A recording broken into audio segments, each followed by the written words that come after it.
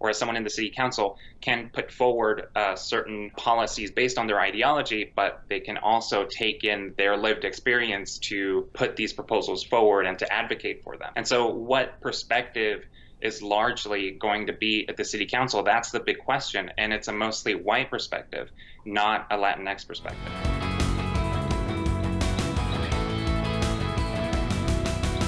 Hi, I'm Scott Leadingham. Thanks for joining us here in the unique Northwest. Today we are joined by Enrique Perez de la Rosa in Yakima. Thanks for joining us today, Enrique. My pleasure. Enrique is going to be updating us on some of the dynamics of a closely watched city council race there and what that means for Latinx representation, and the unveiling of a new Cosmic Crisp apple that has been closely watched for the better part of 20 years. So Enrique, let's jump right into it. There in Yakima, a closely watched city council race. As we tape this, the results are still being counted, and they probably still will be for several more days. So tell us a little bit more, just catch us up on the dynamics of why that race is so closely watched. Well, you kind of have to take a little bit of a historical look with this race. Back in 2014, the city of Yakima lost a lawsuit against the ACLU for voting rights Act violations that basically said the practice of holding citywide elections in the city meant that Latinx votes were suppressed by the larger majority of white voters. And since then, in 2015, the next race, 8 Latinx candidates put themselves forward to go onto the city council, and 3 got elected. And fast forward to now, in this election, there were 2 Latina candidates, but only 1 has made it to the end. And that race is actually very close. We don't know yet how the results will end up come November 26th when results are certified, but she is in a very slight lead. Whatever the case, the Latinx voice in the Yakima City Council is greatly reduced from 2015, when 3 people got elected that had this background, and now the city's down to maybe 1 if she does progress in the end. You did a little bit of coverage. It was actually on election day. There was a regular city council meeting, and at that meeting was discussed the possibility of sort of changing up the way the mayor is elected in the city of Yakima. And that actually plays into this larger theme of how Latinx people and everyone in general are represented in their voting. Tell us a little bit more about why that issue of how the mayor is elected in Yakima is somewhat controversial. So right now in the current system, it's a city council and city manager system. So the city council is elected by everyone in their own districts, and the council then hires a city manager to do administrative work. Now there's a proposal to go into a strong mayor system, and what that means is that the city council is still elected by the districts as they normally are, but the administrator is elected by the people at large as well. And so what that potentially means, at least as people in the Latinx community and people in the ACLU see it and other organizations, that's a return to the citywide system that suppressed Latinx votes. But others feel that there needs to be a citywide accountability, a position that everybody can have a say in. Right now, there's proponents of this idea say that there's a lot of power sitting in a city manager position, which is a position that people don't really have a direct say in, and who takes charge of that. I want to ask about maybe kind of a more broadly philosophical question. And since you've been sort of reporting on this election results and the city manager issue about a week or so ago, we've been getting some feedback about generally say, well, why does it matter who is on the city council? They're there to represent everyone, and whether that person is white or Latinx or any other ethnicity, why should it really matter? So from your perspective, amongst the people you've been talking to, the sources who are advocating for more Latinx representation on the city council, why is that important? What is their argument? Well, if we look at this through a political science lens, there's 2 types of representation. There's substantive, which basically just means that the candidates that you're electing They line up with your ideology, whether you're lean left or you lean right, or it's a political party. That's substantive. That's one kind of representation. The other kind is descriptive. So that can mean that someone is the same race as you, someone is the same gender, basically that they have the same lived experience, whether they're the working class or any other descriptor you can think of.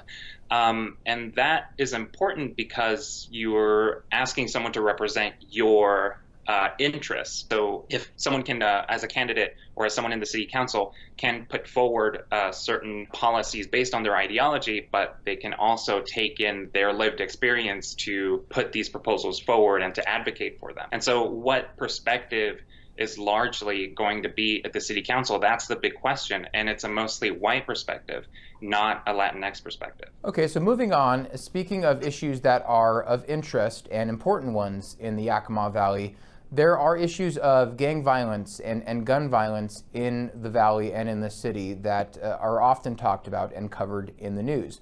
To that end, Governor Jay Inslee was there in Yakima recently to talk about these things, have some public meetings and some private ones with family members and things like that. From your perspective, you were there to cover it and talked with him in a press conference. Was this a real substantive visit? Was he making some concrete policy pronouncements or proposals, or was it really just kind of a campaign stop for someone who's running for governor, a third term as governor, I might say? Well, all of these meetings were actually held behind closed doors, so it does feel like it was more substantive than not. Inslee spent some time talking to victims of gun violence and law enforcement, as well as community organizations that work in programs to prevent youth from joining gangs. Inslee was there basically to take those viewpoints and take them back to Olympia ahead of the next legislative session. But the press conference itself was very short. It was about 10 minutes. So it doesn't feel like it was just a press event or something like a campaign event. It does really feel like he was taking those viewpoints and bringing them back to Olympia. The thing that he really took away from it is that everybody from all these different organizations all believe in prevention first, rather than combating this as a crime, really getting kids to be engaged in school and to have good outcomes. Where the debate is in actually acquiring guns. There's certain gun policies that local officials, like the Yakima County Sheriff, won't enforce. The Initiative 1639, for example, that raised the age to buy a semi-automatic from 18 to 21. But Inslee said there was largely common ground on the angle of prevention. And Enrique, on to a little lighter topic, at least lighter in how it's covered and what the issue is. I don't know if it's lighter in my hand. There's the apple. There it is. Okay, so apples, of course, big topic, of course, in Washington State, a huge crop. And in Yakima Valley and Central Washington, obviously a very important product. After 20 years, the Cosmic Crisp apple is going to be hitting store shelves soon. And you covered a little bit of that recently, went out in the field to see how it's grown, talked to not only farmers, but also scientists who are helping to develop it. Why has it taken so long, frankly? Maybe people think that, wow, 20 years, that seems like a really long time. And tell us a little bit some of that scientific development about why it's so exciting for this apple. Well, the apple itself, it took 20 years because there was a lot of breeding and testing, basically to make it a very resilient apple that was very attractive to the consumer. Other apples that have been really attractive to consumers that have been really popular have been things like Honeycrisp. That apple is very sweet, it's very popular, it's very profitable, but it's also very difficult to grow. It's very delicate. It's subject to something called bitter pit. It's delicate to the sunlight. It gets sunburn.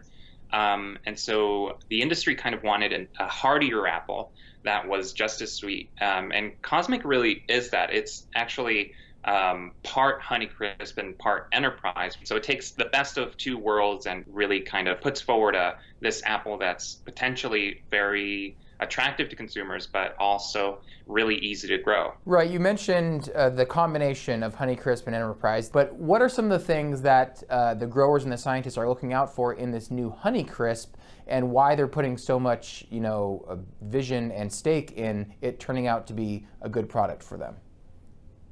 Well, there's a lot of investment that has gone into this apple, and more so than other new apples. New apples kind of come up all the time, but this is publicly funded apple. It was researched by Washington State University researchers, and Washington growers have exclusivity over this apple. So for 10 years, Washington State is the only state that can produce this apple, and already it's gathered a lot of profit for institutions like WSU. There's another side to this where it's not in a research environment anymore. So now that growers have been growing it for about 2 years, and now that it's about to hit the market, people are kind of finding out what kind of soil conditions it does better in, what kind of watering it needs, how delicate it is as an apple. And that's going to take a long time to figure out in full. Some of the things that growers are looking out for example, are something called blindwood. This is a tree that grows very vigorously. And so that means that branches can potentially grow without any leaves or without any apples, which is why it's called blindwood. It's just wood with nothing on it. Another thing is green spot, which is kind of a nutritional deficiency that's sort of similar to bitter pit and honeycrisp, but it's still not entirely understood, again, because conditions in orchards vary greatly, whereas in a research environment, everything is controlled for these other variables that they're testing of whether different apples combine better, or what apples are actually what they're looking for in terms of hardiness and easiness to grow and the taste. Right. Well, we look forward to seeing the apples that are kind of like this. Again, this is a Honeycrisp, not a Cosmic Crisp, soon on store shelves. And we thank you for bringing us these stories today. Thanks you for joining us today, Enrique. Yeah, my pleasure. Thanks for having me. You can read all about these topics and more of the things that Enrique covers in Central Washington at our website, nwpb.org. Thank you for joining us here in the unique Northwest.